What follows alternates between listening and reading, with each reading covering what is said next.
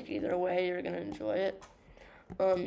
I would not watch The Hobbit. I'm just saying the Hobbit movies are bad. Any of you in the comments, please do not tell me that they're good because they or okay, you can tell me that they're good, just don't be mad at me, all right?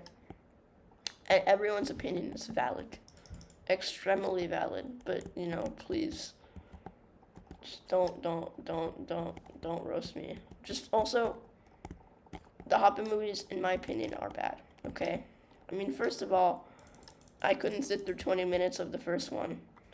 Everyone that reviews them on YouTube seems to not like them. I mean, sure, I do select videos that say that the Hobbit movies are bad, and any of them that say they're good, I just think they're invalid. We're with a 106 star. Let's go. I think that the Hobbit movies are objectively just inferior to the Lord of the Rings movies, and they're bad. Like, I think,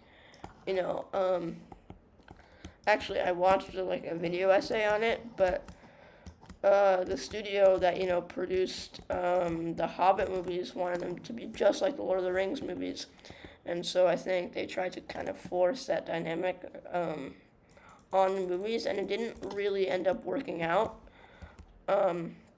Just because the Lord of the Rings in itself is a much more serious, saga than the Hobbit. And no disrespect to The Hobbit. It's a great book, and that you should definitely read it too. It's just that The Hobbit was meant to be a children's story, whereas The Lord of the Rings is meant to be an actual adult story featuring adult themes and stuff. And also, what is Pink doing? I don't know.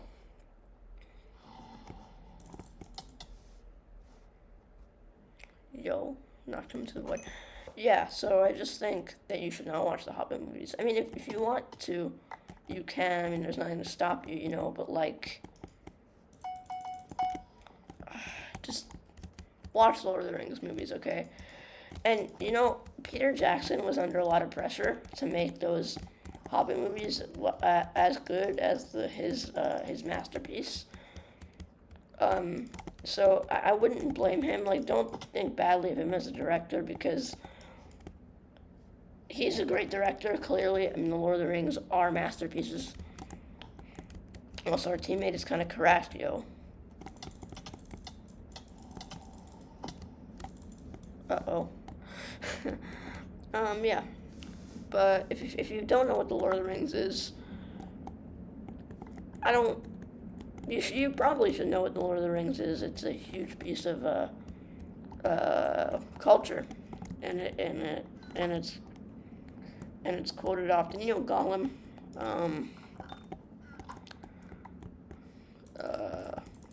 Smeagol, Gollum. Love that dude. Honestly, you probably don't want to hear me talk about The Lord of the Rings for this entire video. That's probably boring, but I love those films so much. Yeah. Anyways, we're gonna try to take out Pink, finally. Anyway, I was saying, if you don't know what the Lord of the Rings are, I'll give you the basic overview. Also, what is Gray doing, man? What's going on here? Bro, what? What are you doing?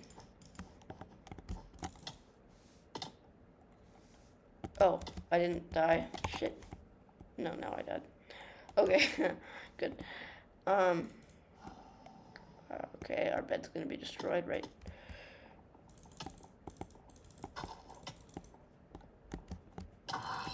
Shit. Where? Oh, thank God.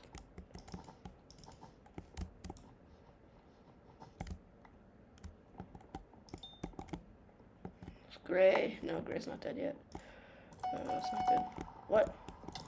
Hello, darkness, my old friend. Oh, okay. So that was fun. What do you mean? Wait, was Udo T calling me a noob? What? Hey, I survived longer than you, man. don't be roasting me. Don't be roasting me. Anyways, yeah, let's play one more game and then I think the video will end.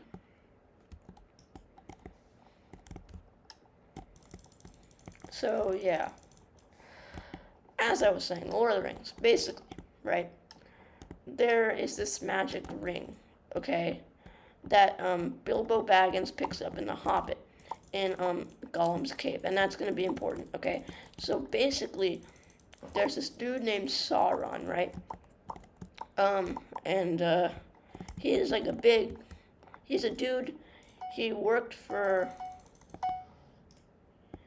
Morgoth, or he was Morgoth's servant. I guess he didn't work for him, because I guess if you're like a servant, I don't know actually what he was. Okay, I didn't read the Silmarillion or anything, but I do know that Sauron was Morgoth's servant, right? And he got real mad and stuff, and he never gave up Morgoth's dream of being like evil and conquering the world and stuff. And basically, what happens is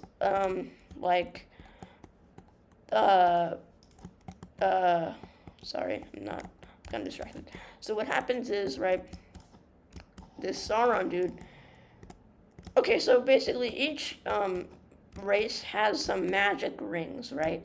So the dwarves, the elves, the men, and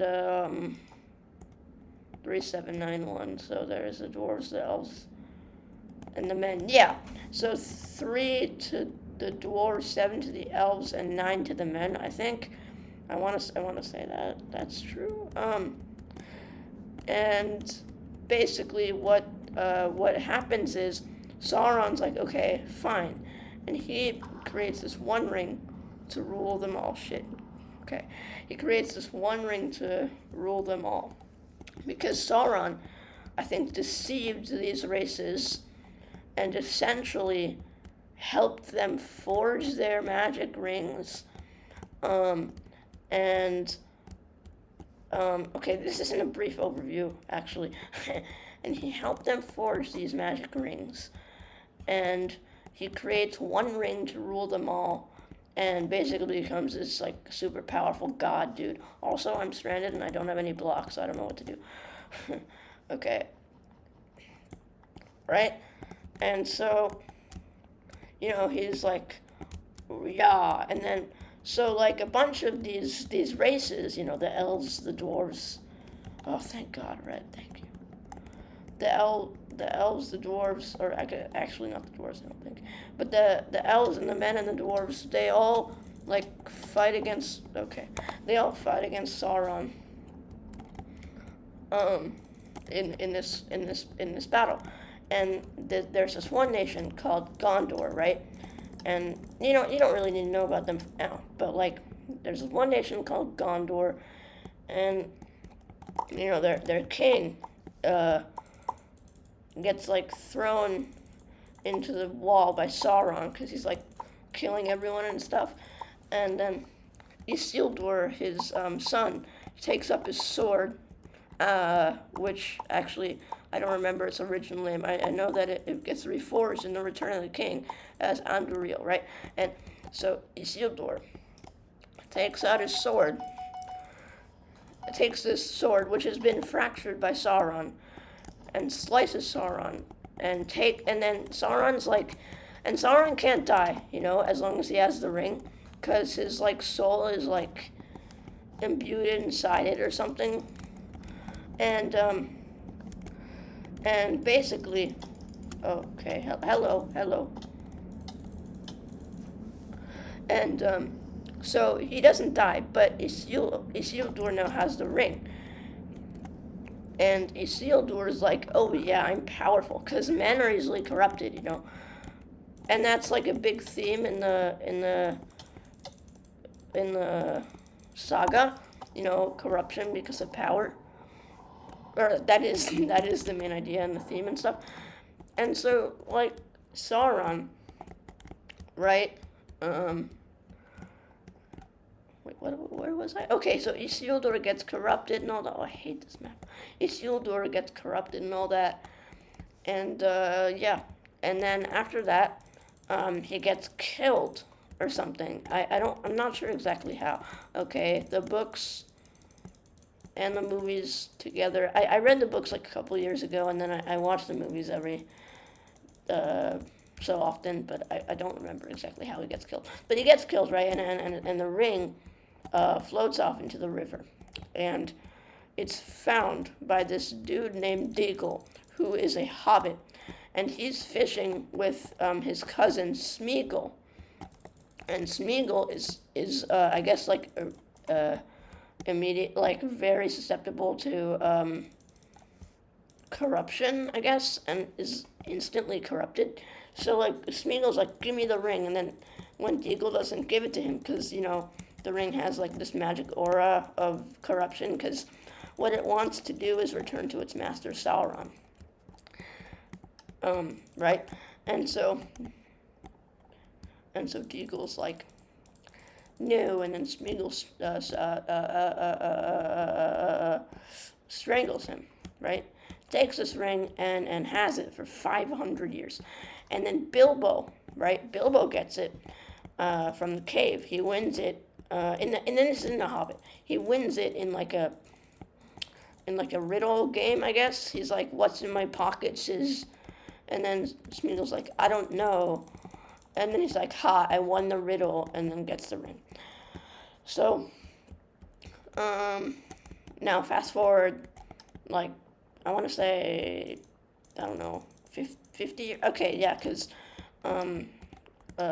what's his name, Bilbo was 50 in The Hobbit, so, yeah, so fast forward, I guess, 61 years, and now it's Bilbo's 111st birthday, aka 111th birthday, because the ring gives you immortality and stuff. So it's his 111th birthday, and actually I think it's his nephew, Frodo Baggins, right? He's like, oh yeah, let's go. Oh, it's his birthday, blah blah blah, right? And there's this dude Gandalf who like sent Bilbo on the original adventure in The Hobbit. And so Gandalf is there, right? And so basically all this stuff happens, and Gandalf tells Frodo about the ring, and Frodo's like, oh no, because the ring is bad, And so Gandalf's like, keep it secret, keep it safe. And so Frodo keeps it safe for 17 years, right? And then what happens is, these ring wraiths start to come. And these ring wraiths, right, are like the dead people that used to be the men that had the 9 men rings, because they were corrupted by power. So now they work for Sauron as these, like, wraithed dead servants, right? So they're coming to the Shire, which is where all the hobbits live. And Frodo's a hobbit. And so basically, like, this Frodo dude's like, oh shit. And then Gandalf's like, you must take it to the elves in Rivendell. So Frodo's like, okay. So then he gets his gardener, Sam. And Sam's the hero of the story, by the way. And anyone who tells you otherwise is wrong, okay? Sam is the hero of the story. Okay. So basically, Sam's like, I will come with you, man. And then they're like, yeah. So they start going, and then on the way, they meet these 2 dudes named Merry and Pippin. And in the movie, they're like buffoons, but in the books, they're like, yes, we know what you carry. We shall come with you on this perilous quest, or, something British, I don't know. and then what happens is, they go on this adventure, they get to this pub where they're supposed to meet Gandalf, and Gandalf's supposed to shepherd them. But then what happens is Gandalf went to ride to, what's it called? Orthanc, a.k.a. Isengard, yes. Orthanc is the tower in the center of Isengard. But no, they go to Isengard, which is like this beautiful place where the wizard king named Saruman lives. And he's Saruman the Wise. Also, is this dude seriously slow bridging? Oh my god. Okay, such a noob. forget I said that. So she gets to Saruman, and then they have this big old man fight with all this shit. I don't know. And then, okay, I should go. And then what happens is, right, the Saruman dude is bad. He was corrupted by the power of the ring too. Oh no! And then, so Gandalf can't come to the pub to meet with them, so they have to go all on their own. But then, the ring wraiths find them because, you remember Smeagol? Yeah. Well, the dark forces of Mordor caught them. Or caught him, so, or actually it is them, because he's both Gollum and Smeagol. So the Dark Forces of Mordor caught him and interrogated him, and got 2 words out of him, Shire Baggins, and then Frodo's, and then they find Baggins at the pub. They like smell the rings, or I don't actually know how it works, but then it's like Shia Baggins, and then they're at the pub, and then they have to escape. So there's this dude, Aragorn. He's the best dude ever. His nickname is Strider, but he's the best. Everyone loves him. He's played by Viggo Mortensen, and he's like, I shall take you. That is no small thing you carry, dramatic stuff. And Aragorn is the heir to the throne of Gondor. He's Isildur's lost relative. And in the books, he's actively pursuing power, the throne of Gondor. But in the movies, he's like this humble dude who doesn't want it. So just remember that. And then he takes them.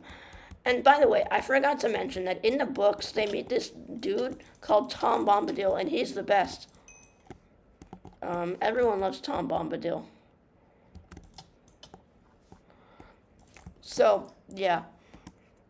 But we meet this dude, and he's like, yes, I will take you. So they take him, they do meet these ring wraiths at this tower, the watchtower, some lost watchtower, I don't know. And I guess that's that.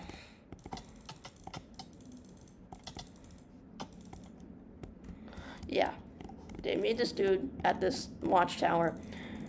Or, sorry, the 9 ring wraiths meet them at the watchtower.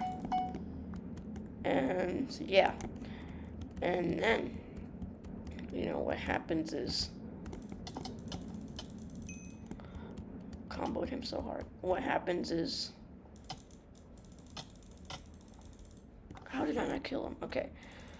Then they meet him at this watchtower, and then a bunch of, dramatic stuff happens. Obviously, they survive because it's, a story and stuff.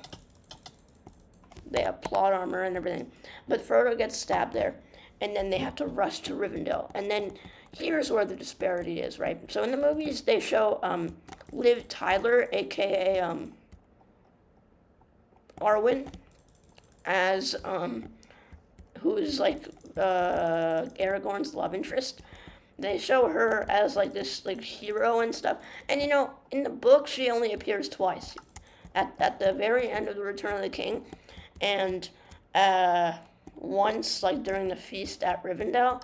So I'm kind of mad about this, right? Like I'm actually glad they added the character of Arwen. I think it added a lot of depth to the story, but I also think that it was unfaithful to the books. But yeah, so in the books there's a dude named Glorfindel that comes and takes Frodo to Rivendell to get healed from his wound. But in the movies, Arwen, takes him, and it's this epic horse like scene. I don't know.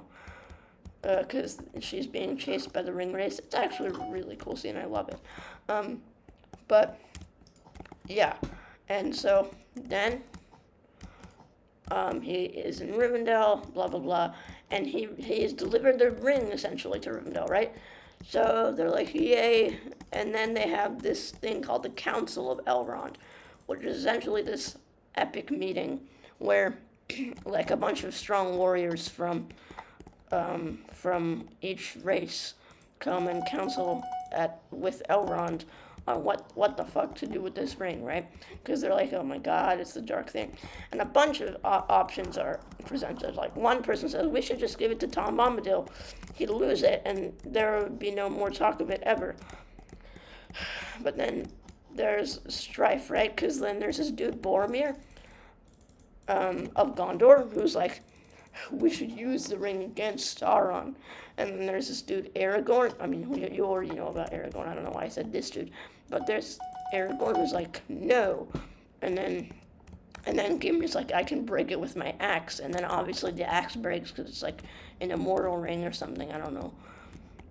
So what is Blue doing? Exacto mentally. Just jump, bro. Jump and kill me. It's not. I'm very killable right now. Oh Jesus. Okay. And then Frodo's like, I will take it. I will take the ring to Mordor. And then, a bunch of his friends and people sign up to go with him to take the ring to Mordor. Oh, by the way, did I mention that they have to take the ring to Mordor? So basically Mordor is the place where it was forged, and it's the only place where the ring can be destroyed. So they're going to take this ring to Mordor, all the way to Mordor, which is the Dark Land, by the way, which I don't, how did I not mention this already? Anyways, they have to take this ring to Mordor, and Frodo's like, I would take it to Mordor, and then all these people join. So there's Boromir, the corrupt dude. Oh, I shouldn't have mentioned that, that's a spoiler. But there's Boromir, and he's corrupt. He wants the ring. He wants the power. He's corrupted and shit. And then there's Aragorn, who's like a noble dude. And then there's Sam, who's the faithfulest dude in the world. Oh my god, we all love Sam. There's Sam. There's Merry Pippin, Boromir. There's Legolas, who's this archer elf guy.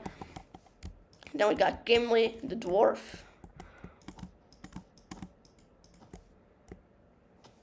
Did you see? Oh shit.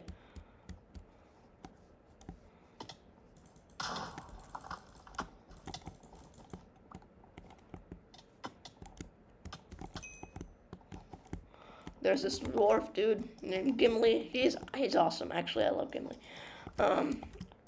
Yeah, and then there's Gandalf. Essentially, 9 of these people form the Fellowship of the Ring. Dun dun dun. And that's the name of the first book. And movie also. And so, yeah. So then they're like, they start going to Mordor, blah, blah, blah. And I guess, essentially, that's the story. But there, is more, so, oh, shoot. Did you say Dad Pro? Bro, what you saying, bro? Oh, Blue's dead, we can use their base. Oh, it's Dead Pro, not Dad Pro. Hey, Greenan. This is entertaining.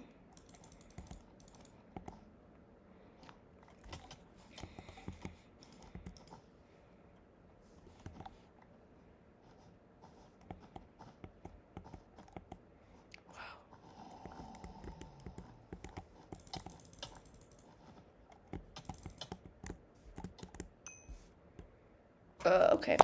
Anyway, so then they start going, blah, blah, blah. And the first book is essentially just them going, starting their journey, right? They have many challenges. They go into the Mines of Moria. And in the Mines of Moria, which basically used to be this epic dwarf hall where they did all their mining and stuff, they lose Gandalf to the Balrog, a demon of fire.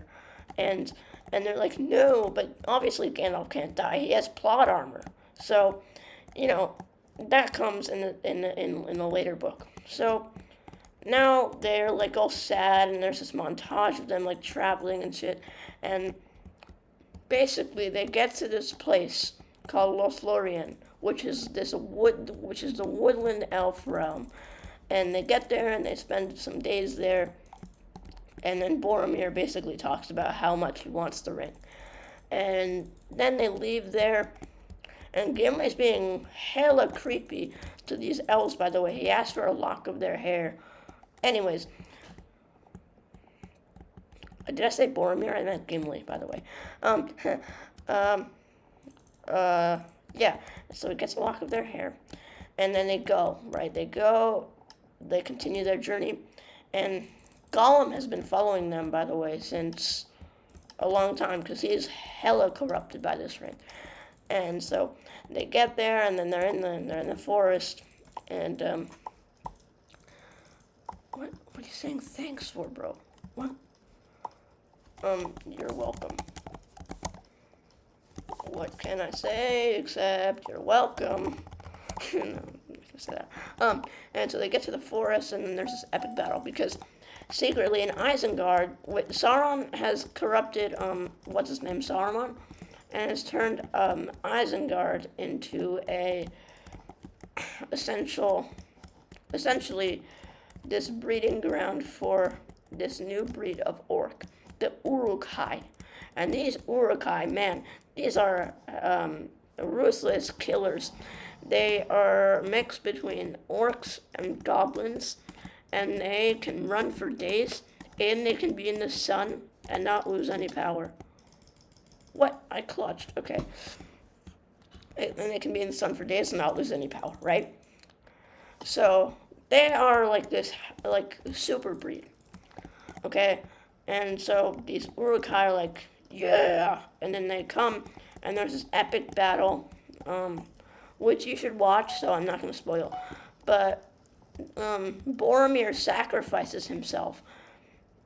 He redeems himself, which I forgot to mention, that he tried to steal the ring from Frodo, but he redeems himself by sacrificing himself for Merry and Pippin. He takes like 4 arrows, and he's still standing. And yeah, so that's the sacrifice of Boromir. And so that's where the first novel ends, basically. And then the second novel begins at that moment. Also, where did this guy come from? So that's how the first novel ends. And then it's the second novel, which just picks up right where it left off. So these Merry and Pippin, right? They've been captured by the Uruk-hai after the sacrifice of Boromir, because Saruman ordered the Uruk-hai not to kill any of the hobbits because he knows that the one hobbit is carrying the ring, which is Frodo, but he doesn't know that. He just knows that one of them is carrying the ring, so they don't kill Merry and Pippin. And so basically, mentally,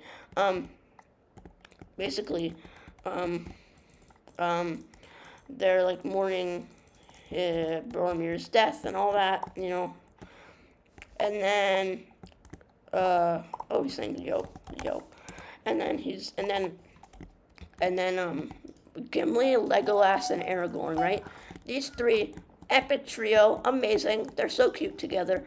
They're like, we shall not rest until we find Merry and Pippin, right? So yeah. And then secretly, Frodo has escaped the Uruk-hai attack. What? Where did you? It's a front rush map, idiot.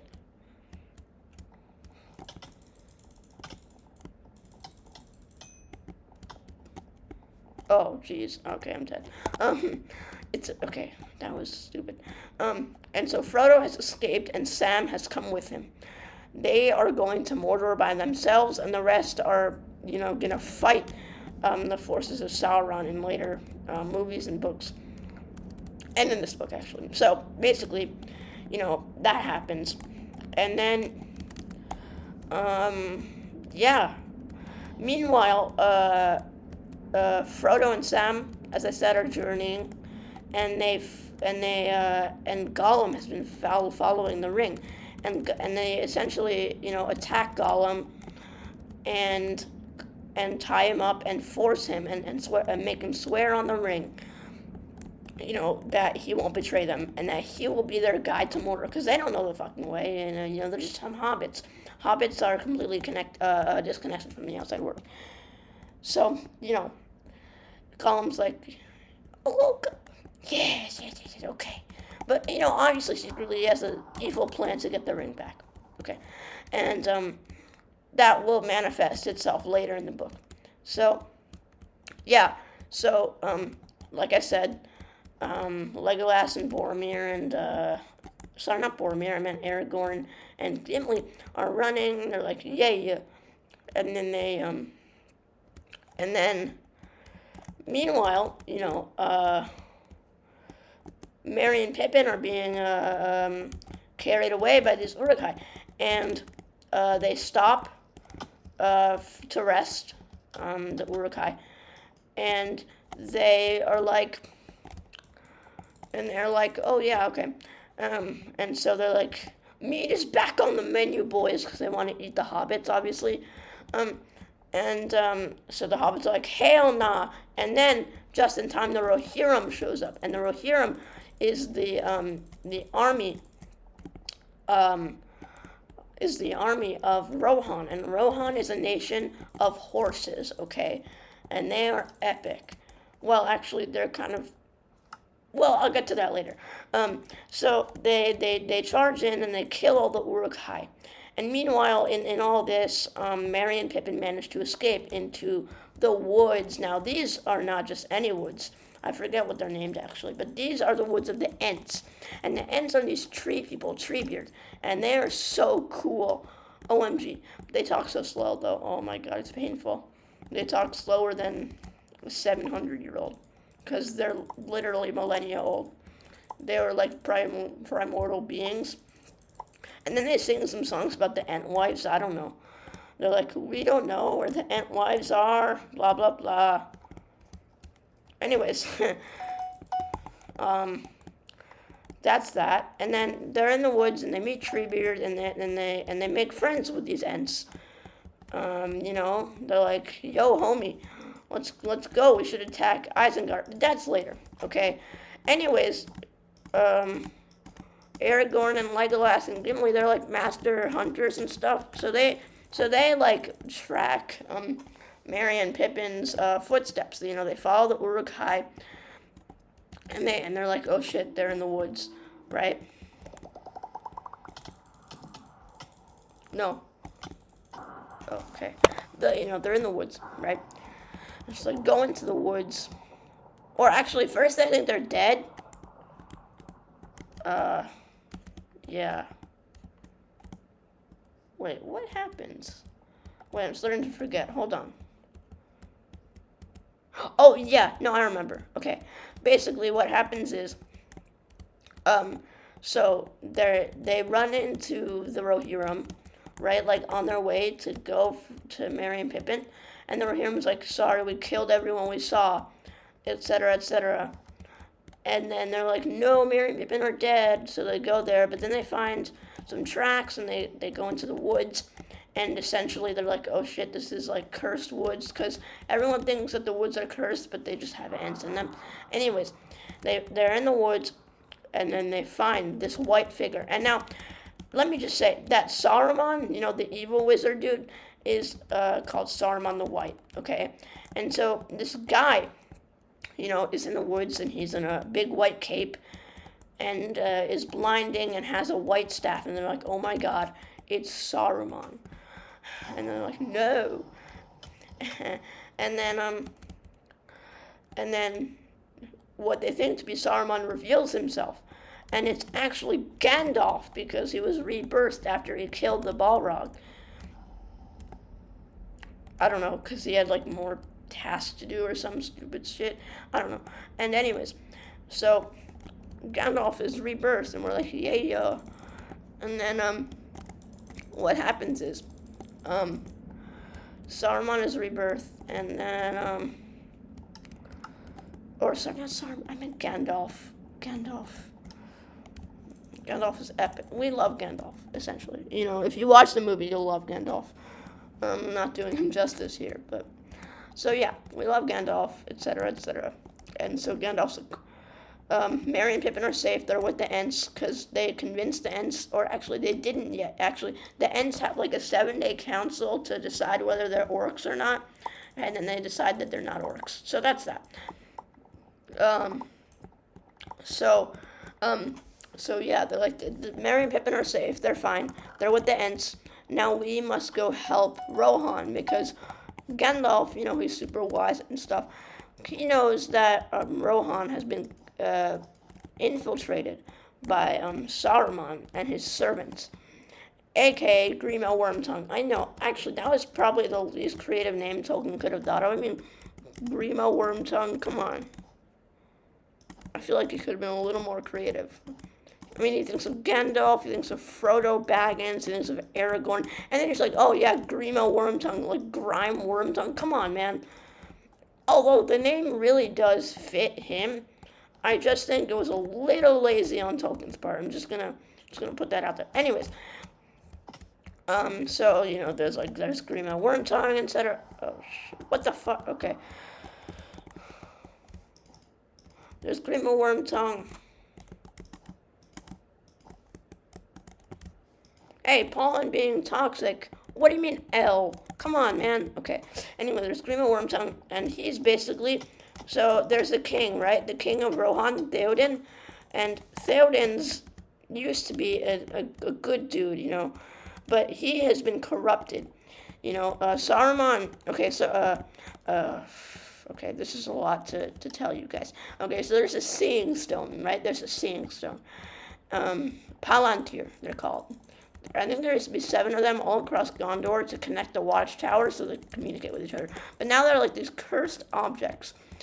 And so Saruman is using the Palantir to communicate to control King Theoden. And so Grimo Wormtongue is like, I don't know what his role is. Anyways, doesn't matter. And so after that, and so Gandalf knows about this. He's like, we must save Rohan. So they go to Rohan, right? And then there's this epic scene where they're like taking off all their weapons. It's kind of cool. But they go to Rohan, and then, they have to save Theoden, which they do.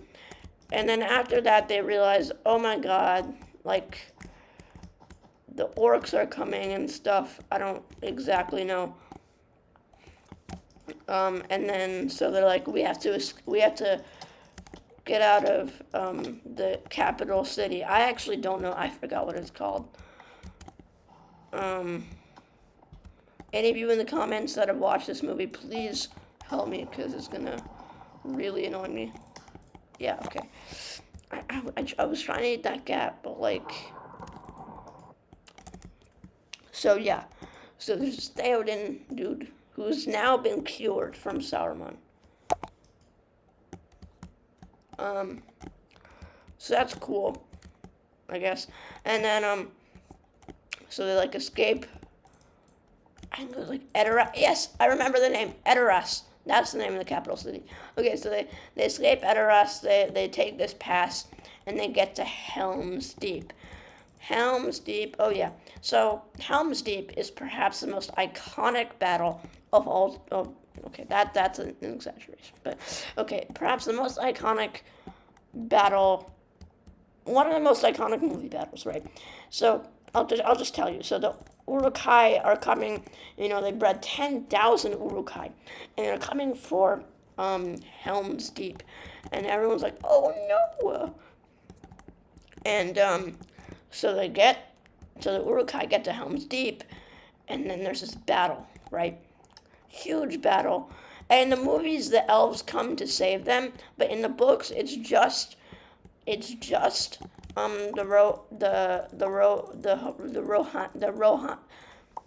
people of Rohan who single-handedly defeat them. I mean, obviously, in the movies, it's an epic battle scene. Legolas does some stunts and stuff, but with his bow, like there's this one scene where he's like sliding down the stairs, and he's like, yeah, Rocka. I'm sorry, guys. Anyways,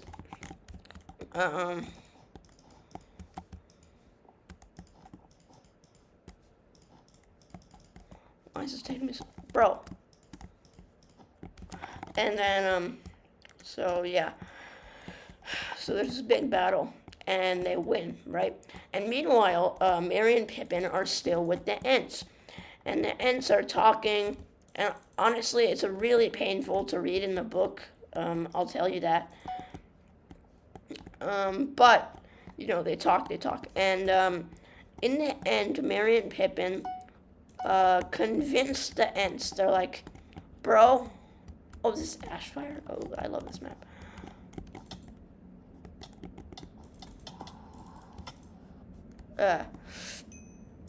So they convince the Ents to go to Isengard, to storm Isengard. What? Okay. They convince the Ents to storm Isengard. They're like, we gotta storm Isengard. And then the Ents are like, fine. Or actually, the Ents are like, no. And then they're like, okay, fine, because Merry and Pippin aren't stupid. They just act stupid. So, they're like, okay, fine, come with us. And then,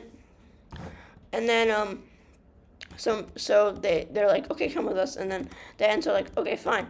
And then they're like, see, this is the destruction. Because, so basically, to make all the fires to breed the Uruk-hai, Saruman had to kill, or sorry, not kill, just chop down a bunch of trees, which I guess is actually killing them. And so they went into these woods where the Ents live, and they chopped down a bunch of these Ents. And then so no, our fallen brothers, and yeah, actually just brothers, because all the women Ents went away or something. I don't know. Because there was this whole song about the Ent wives. I don't know. Anyways, so they're like, no, and then they go to Isengard, they storm Isengard, blah, blah, blah. It's like a happy day. And yeah, so they storm Isengard, they completely trash it. And essentially, Saruman is trapped in his tower, okay? So, things are looking good. And then we cut to Frodo and Samuel L. Jackson. Okay, just Sam. Okay, so we cut to Frodo and Sam, and they're like, yeah. Okay, I don't know why I said that. They're not like, yeah. So they're like going with Gollum. The World Cup hasn't ended yet. Argentina. Yes, you're right, Yellow.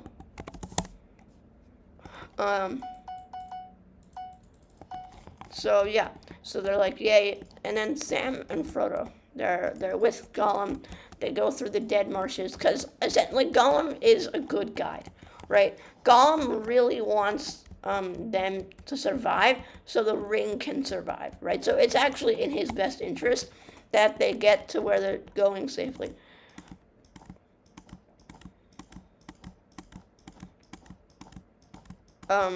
And so Gollum's like, yo, are you stupid?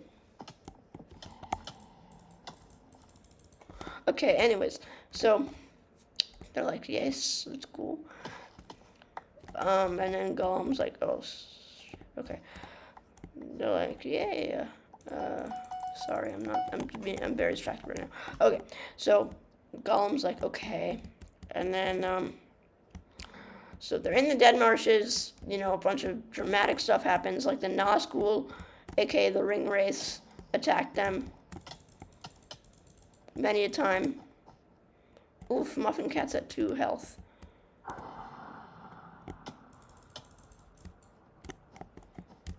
Bro, how have I not died yet? How have they not hit me? They're so bad, bro. How did I kill? Oh my god. That's so sad. I was at, 1 heart. Okay. Okay, anyways. I love the spray. They're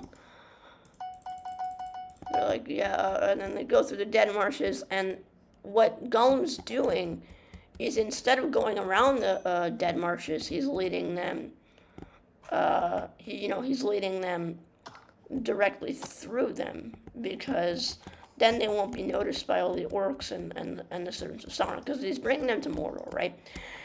So, that happens. But, something is off with Gollum, obviously, And he's like, maybe Okay, so they get to Mordor, right? They're like in front of the Black Gate, and Gollum's like, "Don't do this. Don't go into the Black Gate. You'll die and stuff." And so Frodo and Sam, they, no offense to them, but they're kind of stupid. They're trust. Actually, it's just Frodo. Sam's a smart dude. He's like, we should not trust this buffoon. And then, and then Frodo's like, no, he's our only guide. We must trust him. And then Sam's like, you fucking idiot. And then, but Gollum's like, we should go around to the pass of Cirith Ungol. And the pass of Cirith Ungol has, spoiler alert, a spider, right? And she is called Shelob, daughter of Ungoliant. And Shelob is a killer spider, okay? And so what Gollum wants them to do is get killed by her so that he can steal the ring. Okay? Hey, that's a free bed, bro? What? Oh, interesting. Okay. So, yeah, there's the ice bridges. That's the rotational item. Oh, I should buy one. I should use it. Hold on.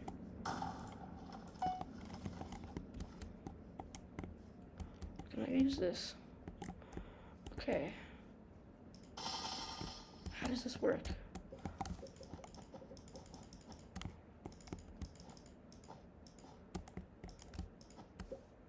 Ooh, that's so cool.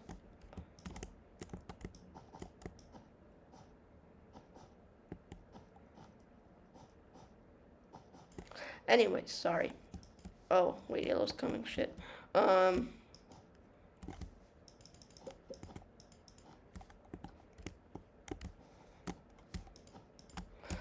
Okay, so, basically, also, along the way, right, they run into these Gondorians, along with Faramir, who's going to be a character in the next book. But I'm actually really mad, because in the movies, they're like, Faramir's bad, Faramir tries to steal the ring.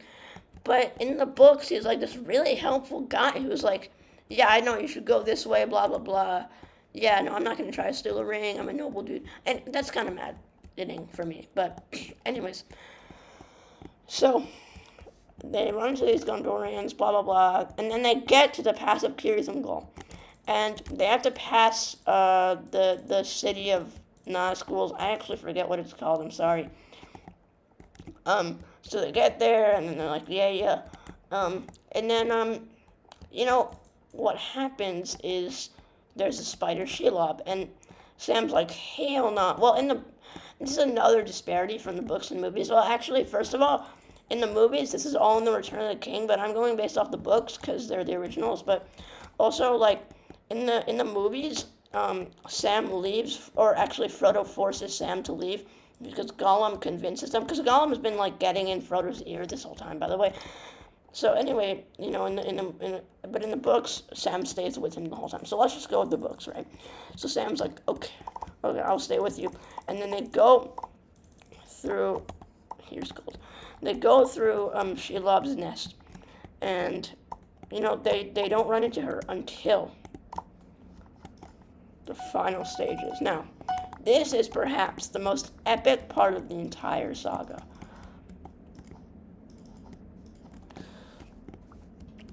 So what happens is, I'm sorry, my voice is cracking because of the use.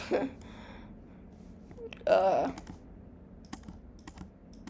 they get to, her, and Gollum hopes they die, right? But they don't. Well, actually, Frodo would have, except Sam is like, hell nah, man. I will save him. I was here to protect him, and he slays Shelob. And it's so cool, and I love him, and he's the best character in the whole book.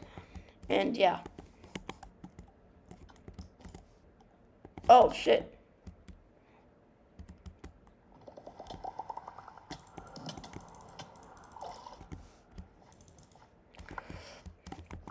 Yeah, so then they're there.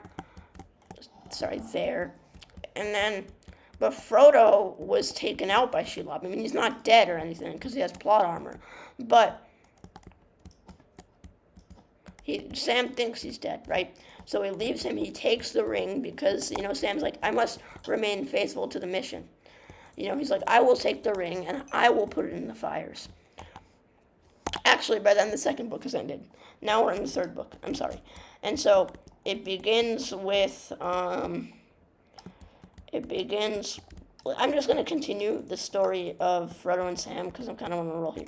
So Sam's like, I will take the ring. I will take the ring. It's okay. And then, but what happens is Frodo isn't dead.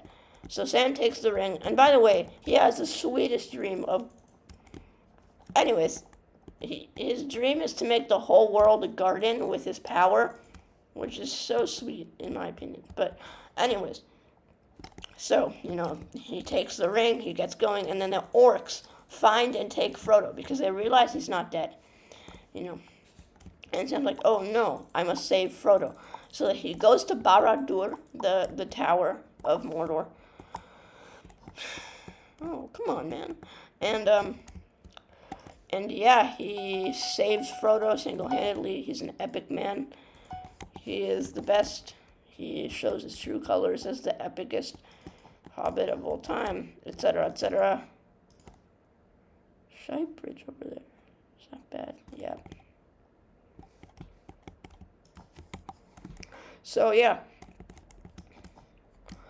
He saves Frodo, and then they get marching through Mordor, and Gollum tries to attack them again, obviously. And he does successfully. And they're in Orodruin, aka Mount Doom, where the ring was forged, and they're about to throw the ring into the fire. And Gollum's like, fuck no. And is like, my precious, because, that's his catchphrase.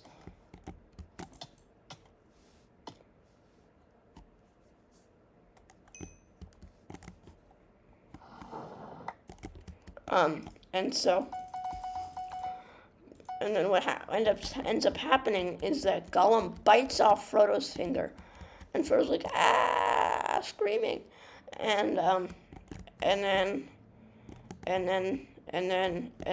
Frodo manages to wrestle him to the void. No, not the void.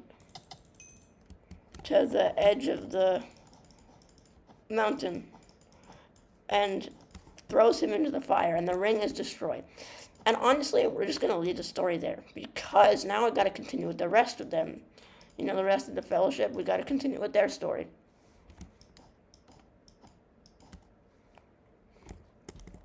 Are you bridging with terracotta?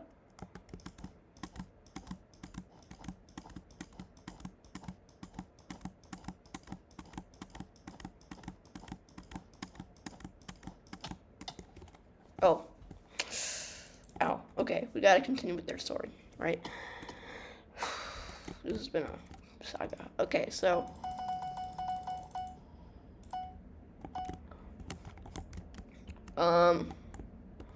essentialmente. Sorry. No, bed destroyed. That's gone. Yeah. So.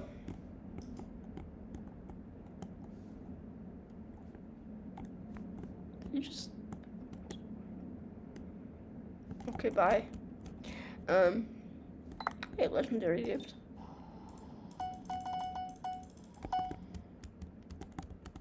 Or, no, that was an epic gift, sorry. Right, that was... No, that was legendary gift. Okay, so, they get, so, meanwhile, they're in Rohan, they're celebrating, but, what happens is, sorry, I'm distracted. They use the Palantir.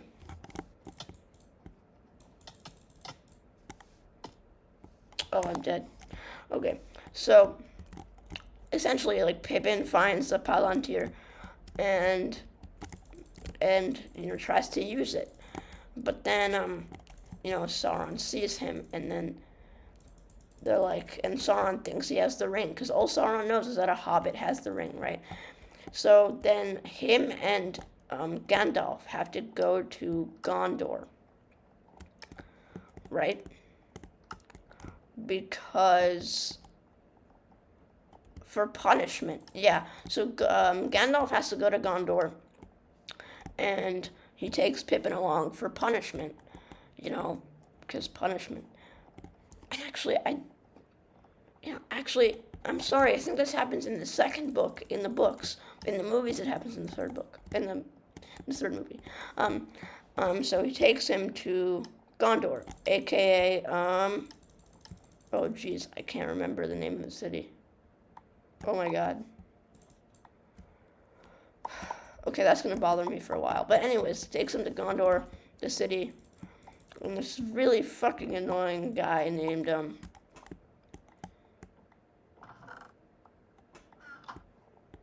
damn it. Okay, the Steward of Gondor. Let's just call him that for now, because I can't remember his name. He's the worst, okay? That's really all you need to know. And the Steward of Gondor has seen, the Palantir. He sees the destruction of men and Gondor. Did I just lag back, bro? What?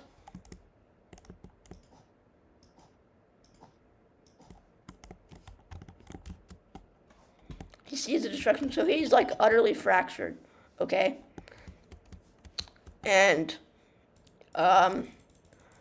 essentially, they get to his hall, and Gandalf starts explaining himself, right? And he starts telling their story, and he's like, "Where is my Boromir?" Because Boromir's his pride and joy and shit. And so he's like, "Where is my Boromir?" And then Pippin's like, "Boromir has died, and in service, or like because of this death, I offer you my service," because he has an Irish accent, kind of. And if that was an extremely offensive accent, I'm now realizing, and I'm sorry, okay? Yeah, I offer you my services, right?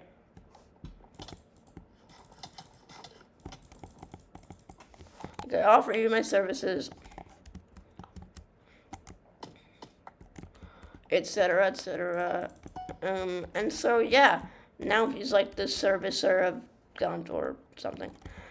And so that's like the big storyline, for Gondor for now. So he learns all this stuff, and he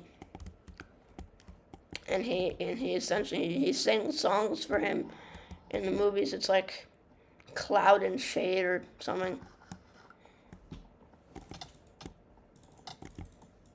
Wow, these are good players. It's like Cloud and Shade. So he sings him this song as his son Faramir marches off to certain death. And that's, I guess, that. And then, Gandalf is like, "Okay, bro, go light the watchtowers." What I mean by that is, like, go light the beacons of Gondor. Because Gandalf is like, the army is coming. Let's go. Okay. He's like, the army is coming. Go light the beacons of Gondor and make the Rohirrim, Aragorn, and all them come. And Pippin's like, yes. Oh, Green's gonna get our bed. Okay.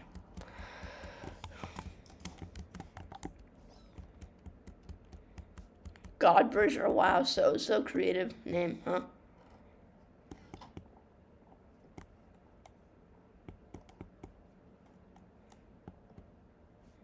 Bye. So basically, what happens is he lights the beacon, and then there's this epic scene where the beacons are being lit. Oh, come on, they have all that stuff. I gotta go buy TNT. So there's this epic scene, and the Rohirrim's like, okay, we're coming, and they're coming, and along the way, right? Aragorn's like, so the Grey Company comes, and those are the other hunters, which I think I forgot to mention probably, that like Aragorn is a part of this gang that's like a bunch of hunters, and his name is Strider in hunter speak or something, I don't know.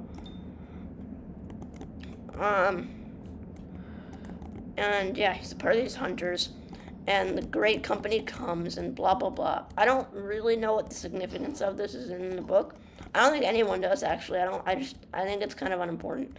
But the Great Company comes, and so Aragorn's like, okay, and then he's with this pass, right?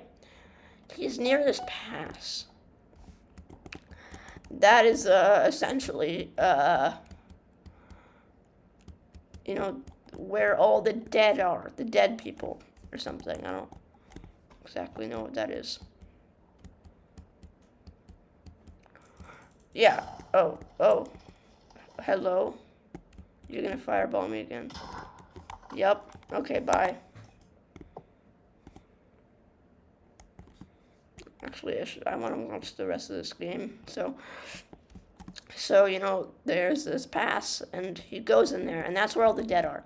And these dead people, by the way, Legolas is like, the dead, they owe a debt to Isildur that shall be, I don't know, actually. But anyways, there's that. And in this time, Arwen has convinced her daddy, Elrond, to go and reforge the broken sword, that the king, Isildur's dad had.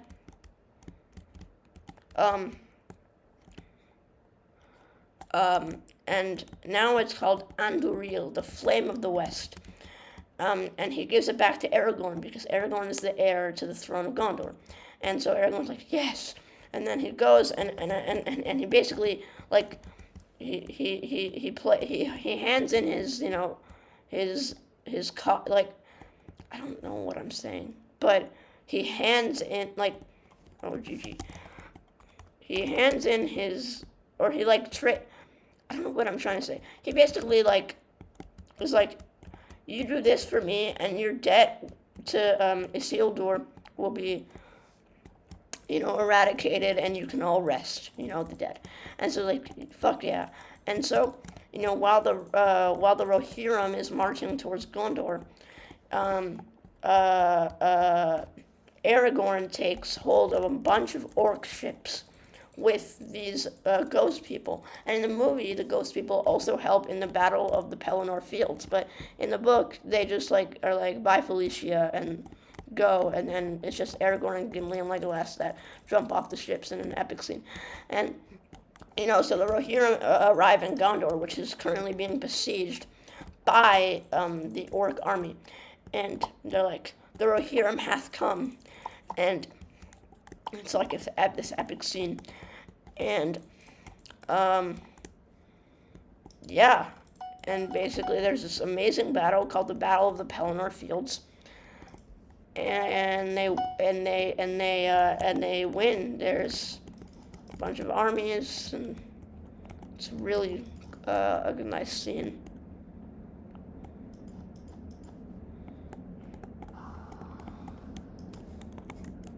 And yeah. But, that's obviously not the end. No, that couldn't be the end to such an epic saga. So, then, what happens is, like... Sorry. West Virginia...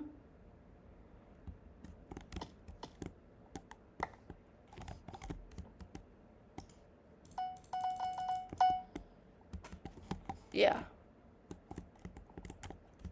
What? Okay, yeah, so they have this big battle of the Pelennor Fields. And by the way, the steward dies, he like kills himself or something, because he thinks that that Faramir is dead, so now both of his sons are dead.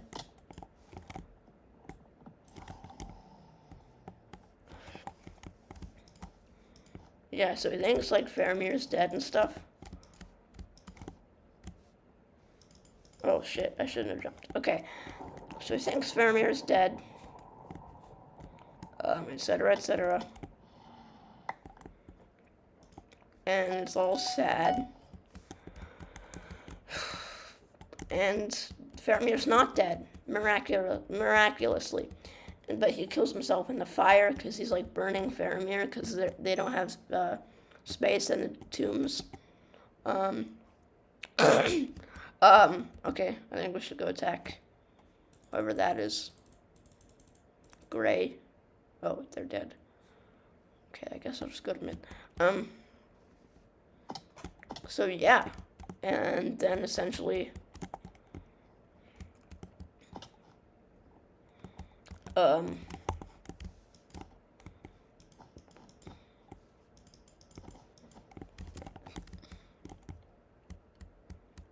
yeah, so, you know, what the fuck are you doing, man? What the hell are you doing? Come here, come here.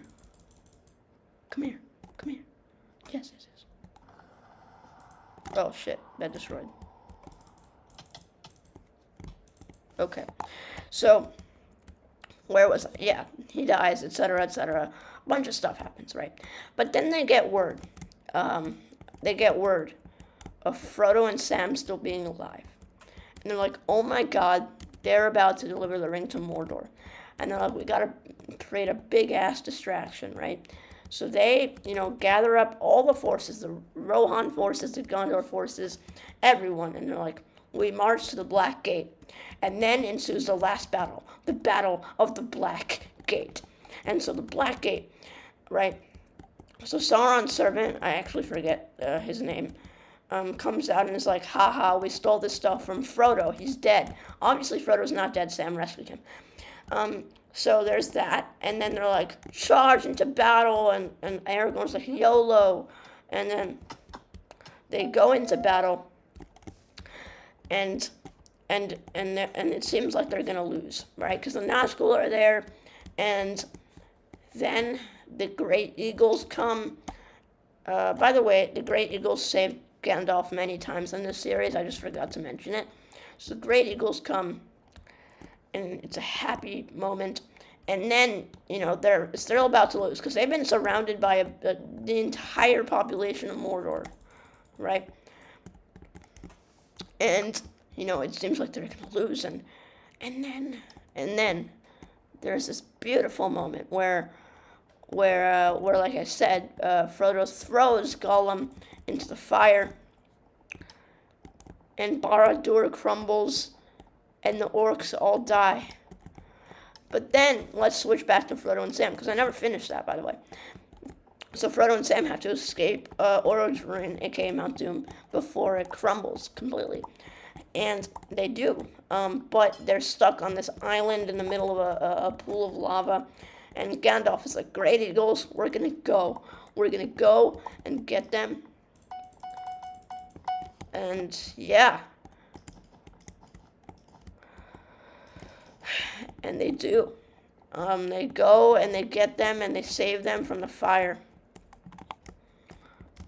And then all is happy.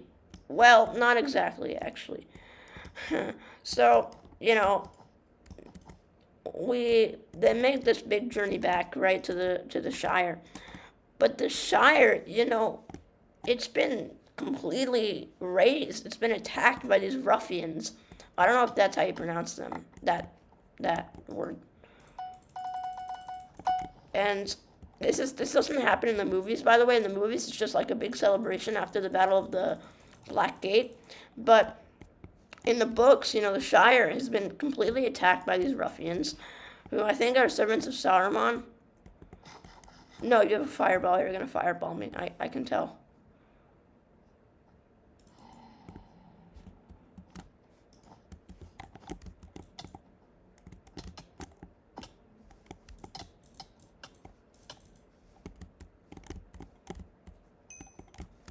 Yeah.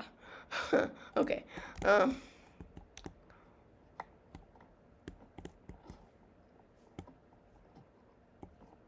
Oh, oh, oh. Okay. Interesting. So, there's this ruffians, and then there's the last battle of the entire series, where Frodo and Sam battle these ruffians, and they win. The hobbits win. And then there's Saruman and Grima Wormtongue. Now, in the movies, keep in mind, Grima Wormtongue kills Saruman. Did I just flawless that dude? Yeah. So in the books, Grima Wormtongue kills Saruman. Or sorry, in the movies, Grima Wormtongue kills Saruman. But in the books, Saruman is still alive with Grima Wormtongue. And then the hobbits, it's beautiful. They just impale him with a pitchfork, and he's dead. Or actually, I think they shoot him with a bow and arrow. Never mind. And he's dead. And then there's this big celebration. But there has to be, a melancholy moment at the end. So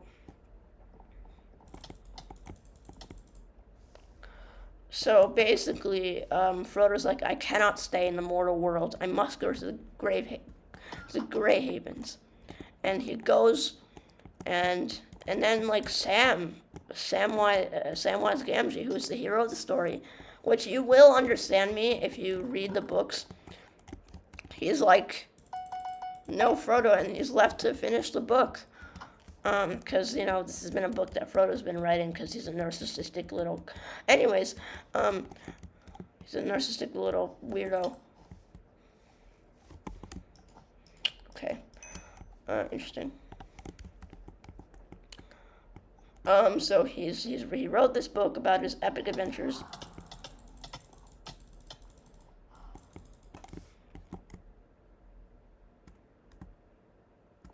Vegas X Gaming. Oh, come on. Gambling and gaming. I don't know about that. Anyways. Oh, green hath come.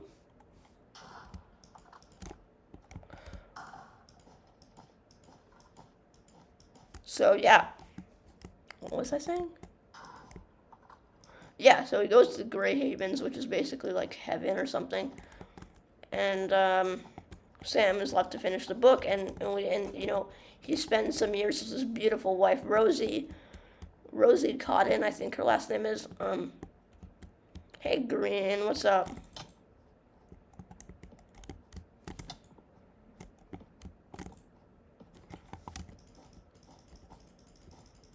So he goes, and he's with his wife, Rosie Cotton. And then, but Sam always wants to join Frodo, because he's, the most loyal being in the universe. So Sam...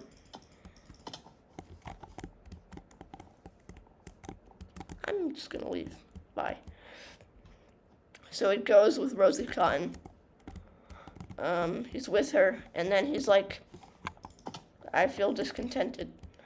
And he bore the ring, because only ring bearers can go to the Grey Havens. But he bore the ring for 2 days in Mordor when he thought Frodo was dead. So he can. So in the end of the book, he goes to the Grey Havens. And then there are the appendixes, which I did not read. I'm sorry. And so that is the epic saga of Lord of the Rings. But if you watch this video, you must watch the movies. I mean, if you sat through my entire terrible retelling of the books and the movies, combined into one and stuff, you have to watch the movies. They're so much better than my retelling. And if you like the movies, please read the books. It's worth it. Yeah. So I'm just gonna finish this game, and then, oh hey Green. I'm gonna block myself in. Oh shit. Okay. So, yeah. So I completely nerded out on all of you guys. I'm very happy. I never get to do this because everyone just doesn't care. So, yeah. Cool.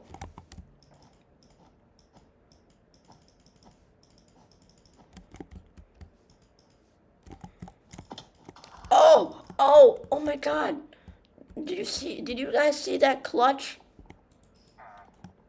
Oh, oh, oh man. Hey, you have a nice name though. Raspberry Pi is cool. Oh, I see what you did there. Oh, that's so clever. Because, I mean, actually, that's not that clever, but I think it's kind of cool. Because Raspberry Pi, is like a motherboard, but like, then there's Raspberry Pi, which is also a delicious food. You see what I did there? Or what they did? Raspberry Pi 2 did? Hell nah. No, you did not. Okay. Well, that's that. Thank you all for watching, and I will see you